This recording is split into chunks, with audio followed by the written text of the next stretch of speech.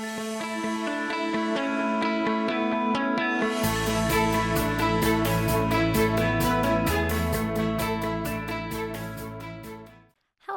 and welcome back to Live Full, Retire Early. Today, I'm going to talk about the rules that I've set myself for the 75 Days Soft Challenge.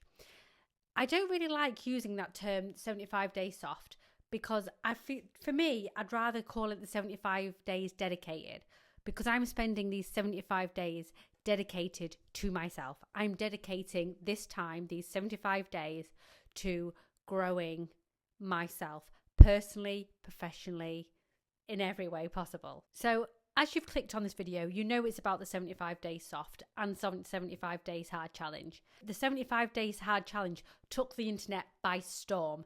People went mad for it. It's a mental toughness challenge created by Andrew Fusella.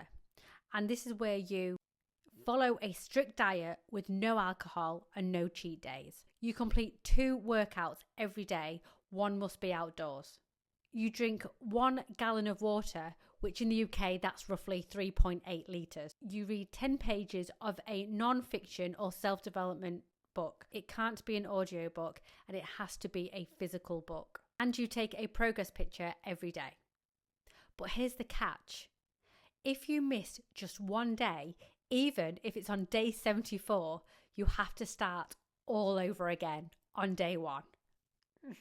Yeah, that's a lot. So if you get to day 74, don't give up.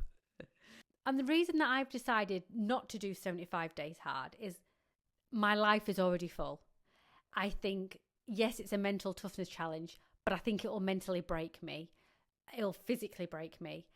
I personally don't feel it is healthy for me to add another thing to my plate. I'm already doing all the things, and that doesn't mean I don't want to make significant change in my life. That's why I wanted to do 75 days soft. I'm not saying I'll never do 75 hard, but in this era of my life, it's not for me. So the tasks that I've decided that I'm going to commit to for the next 75 days are: eat well. And that doesn't mean a certain diet. It just means eat well within a calorie deficit. I originally thought keto was going to be the thing I was going to focus on.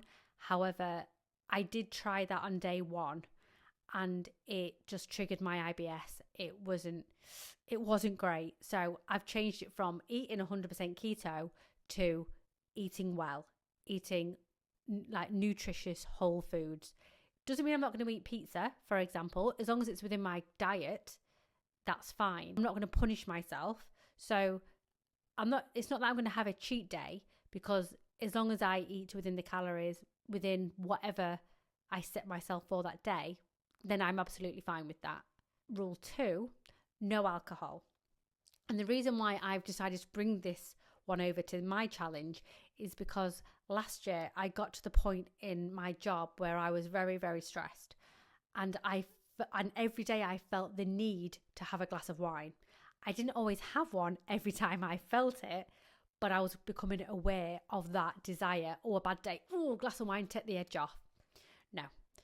And this year I have improved that. But what I have noticed, even if I have like a couple of glasses of wine on a Friday night, just that once a week, it throws everything off. Like I get hungrier, I make bad choices, and I have a bad night's sleep. It affects all areas of my life, and I need to get my sleeping pattern right. My third rule is that I want to work out 4 or 5 times a week, and that can be more, it could be slightly less. I mean, it's not going to be any less than 4, I can guarantee myself that.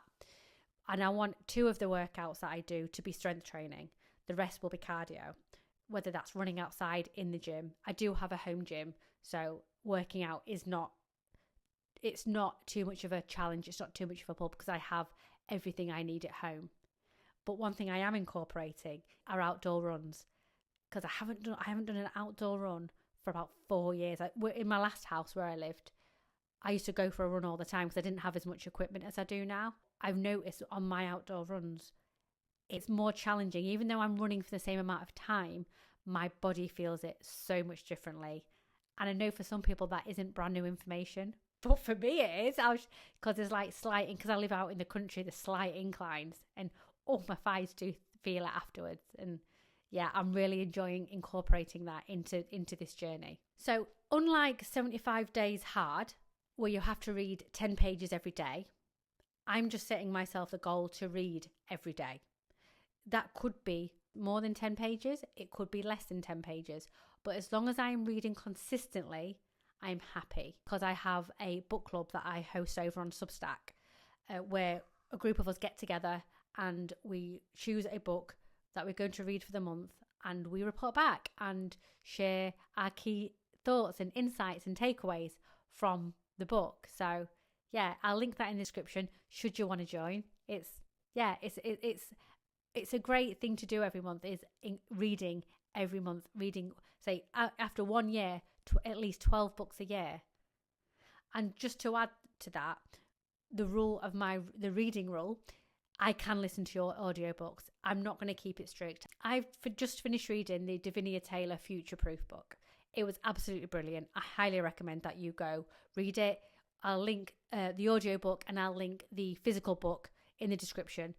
It is, if you're over 40 especially, go read it. It will help transform your life. There will be some fantastic key takeaways for you. But the book I've decided to read this month, in the month of August, is The 5 Types of Wealth. I can't remember who wrote it, but I've read a few pages of it already. I read this a while ago, and then I put that on hold whilst I read the Future Proof book. What I'm going to do, I'm going to read both the physical book and the audio book. So when I'm commuting, when I'm anywhere in my car, and I'll listen to a few minutes of the audio book. When I come home and it's time to sit down and physically read the book, I will then figure out where I am, and then so I think to do both, I've never done this before, will be really, really good. They'll complement each other really well. My 5th rule is I'm going to meditate for 10 minutes every day. I'm not going to hold myself to a certain time of day, but I want to meditate for 10 minutes every single day. And I think with how my life has been over the last 18 months, I need to start taking some dedicated time to quieten the mind, because my mind has been very busy non-stop. It feels like my brain is on a constant treadmill, and I need to start slowing the treadmill down, even if it's just for 10 minutes. I love a fitness metaphor. That's brilliant. Rule 6. I am going to complete one business task every single day. And what that looks like, it could be I'm going to write 500 words one day for a podcast script or a Substack article, or I'm going to record some content, whether it's long form YouTube content or short form content. I could edit some content. I could edit whatever I've just recorded.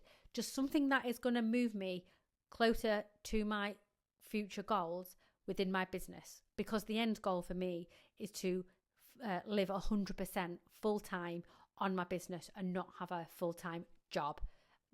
The job is not the end goal. The job is here to facilitate my future life. And that is, even on bad days when I'm at work, I remind myself of that, and it's like a warm and fuzzy. I'm like, okay, we're here for a reason. We're good. And finally, rule 7. I'm going to weigh myself once a week and take a progress picture. Just a side note, I'm currently recording this on day 11 of the challenge. And I'm recording it later on because this was originally going to be purely a Substack article type of challenge. But what I've realised is I think filming it every day for me keeps me accountable as well. I need that additional accountability, because although you don't see it in real time, it's like I am talking to you like now, like you're there, even though I'm recording this on day 11, when you might see it on day 15, for example. So the reason why I want to do this challenge is because I want to feel a bit healthier. I want to be more disciplined. I want to create a work optional life. And I want to start building my business consistently. And I know by committing the next 75 days of my life, which is not very long in the grand scheme of things, committing to them 75 days is easy. I mean, it's not, I know there's going to be challenging days when I'm not feeling it. Like today, I am feeling quite tired, quite drained today.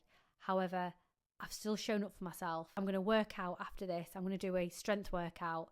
I've recorded some content already for the business. This challenge is about consistency and keeping promises to myself through consistent and sustainable habits. This is day 11 of the challenge.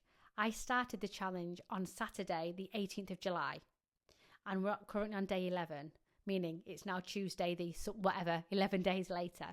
And I'm due to finish on the 1st of October, which is insane because it'll be autumn by then. And I know, the seasons change, but from where we are now, it's roasting hot here in the UK, and knowing that I'll be in autumn. And I think, wow, how different is my life going to look in the next 60 days? It's going to be insane. I can't wait to see the results. So just to finish this video off, it was just a little video sharing my rules, sharing my intentions. I'm currently filming week 2 of the challenge, and it's going well. I'm feeling really good, really positive. I know 75 days is a long time. A lot can happen. There's going to be ups and downs, and I'm looking forward to it. It's going to be a hell of a ride. So thank you for joining me in this video. Consider hitting that subscribe button and following along with me, and maybe starting your own challenge. And if you're currently in the research phase and are not sure whether to start 75 days hard or 75 days soft, just take a moment and think about what is realistic for your life. Because I know that the 75 days hard is a mental toughness challenge, and that does have its place on the internet, of course it does. But for me, as a busy working woman in her 40s, it's not sustainable, it's not realistic. So why not start on 75 days soft or 75 days dedicated? Because taking that additional time to commit to yourself, commit to promises that you are making to yourself, it doesn't have to be fitness related. You can dedicate your time to anything to make your life transform. So again, thank you so much for being here with me. And remember, your future is built on what you do consistently and not occasionally. Until next time.